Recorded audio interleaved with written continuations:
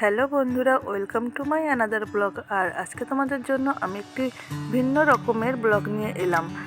এই দেখো, বিকাল বিকাল আমি বেরিয়ে পড়েছি। আর কোথায় যাচ্ছি বলো তো? আমি যাচ্ছি রূপসাঘাটের উদ্দেশ্যে। আর রূপসাঘাটে কেন যাচ্ছি বলো তো? কারণ আমার বাড়ি থেকে বাজার এসেছে। আর বাড়ি থেকে কী কী বাজার এলো এগুলো দেখার জন্য কিন্তু তোমাদের অবশ্যই সম্পূর্ণ ভিডিও দেখা লাগবে। আমার বাড়ি থেকে প্রায় বাজার আসে, আমরা যাই, না হলে বাড়ি থেকে বাবা মা যে কোনো কেউ আসে। আর বাড়ির কী কী হয় এটা তো তোমরা আজকে দেখতেই পাবে। এই সপ্তাহে গিয়েছিল দিদি, আর দিদি আসার সময় যা যা নিয়ে এসেছে তা নিয়ে আসলে রূপসাঘাট পার হতে পারছে না, তাই আমাকে যেতে হলো। আর আমিও তাড়াতাড়ি বেরিয়ে পড়লাম। ঘাটে 1 টাকা দিয়ে ট্রলারে উঠবো, আর ট্রলারে এখান থেকে ভাড়া হচ্ছে 4 টাকা। মোট 5 টাকা দিয়ে আমি ঘাটটা পার হব।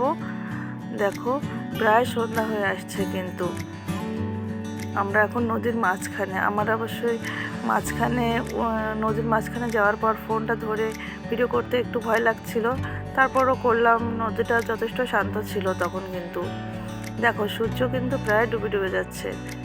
এমন একটা টাইমে নদীর ভিতরে আমার তো খুবই ভালো লাগছিল। হালকা সূর্যের আলো দেখা যাচ্ছে, আবার মাঝে মাঝে দেখা যাচ্ছে না।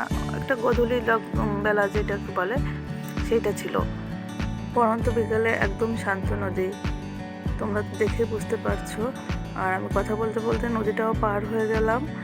আর নদী পার হয়ে আমি কিন্তু বেশ কিছু ছবি তুলে নিয়েছিলাম, কারণ খুবই ভালো লাগছিল দেখতে। বাইরের দৃশ্যটা অনেক ভালো লাগছিল। আর এইবারে সে কি ভিড়!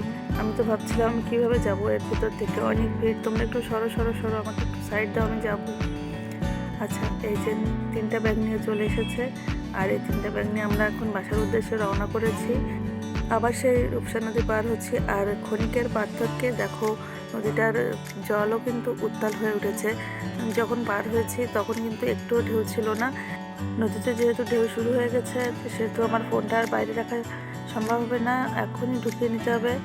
আর তাই আমি একদম সোজা বাসায় এসে ফোনটা বের করেছি। আর তোমাদের এখন আমি দেখাবো বাড়ি থেকে কী কী পাঠিয়েছে।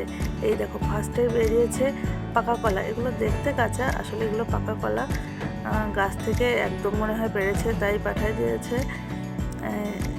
এখনও একটু হলুদ হয়নি, কিন্তু হয়ে যাবে, 2-1 দিনের ভিতরেই হলুদ হয়ে যাবে। তারপর দিয়েছে একটা চাল কুমড়া। চাল কুমড়াটাও বাড়ির। চুই ঝাল দিয়েছে, দেখো কতগুলো চুই ঝাল। চুই ঝালটাও আমাদের বাড়িতেই হয়েছে। আমি আগের দিন বলেছিলাম একটা ভিডিওতে, বাড়িতে কিন্তু চুই ঝাল হয়েছে। আর এগুলো ছিল ডুমুর। ডুমুর তোমরা কে কে পছন্দ করো? আমার তো বেশ ভালো লাগে চিংড়ি মাছ আর ডুমুর খেতে। কাঁকড়া হলে আরও বেশি ভালো লাগে। আর কচুরলতি, দেখো কচুরলতি, এগুলো বাড়ির। অনেকগুলো তরতাজা করলা ছিল কিন্তু। আর এই করলাগুলো কিন্তু আমাদের বাড়ির না, আমার বাড়ির পাশে আমার এক কাকা আছে। কাকা আমাদের ঘের করে, আর ওই ঘেরেই হয়েছে, তাই পাঠিয়ে দিয়েছে।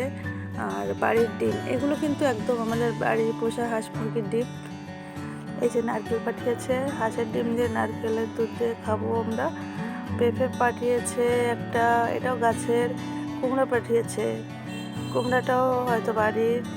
কলার মোচাটাও বাড়ির আমাদের।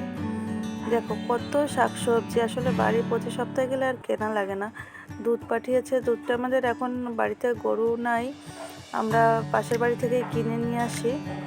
যখনই যাই তখনই একটু বেশি করে কিনে নিয়ে আসি, আর এগুলো ফ্রিজে রেখে খাই। আর মাছগুলো ছিল আমাদের বাড়ির পাশে একজন মাছ বিক্রি করেছে, ইলিশ মাছ নিয়ে এসে ওইখান থেকে কিনে রেখেছিল বেশি করে। ওইখানে 4 কেজি মাছ আছে, সেই মাছগুলো পাঠিয়ে দিয়েছে। এগুলো ফ্রিজেই ছিল ইলিশ। আর ছিল চাল, তার আমি দেখালাম না। আমরা সারা বছরই বাড়ি থেকে চাল এনে খাই। আজকে তাহলে এখানেই শেষ করলাম, টাটা।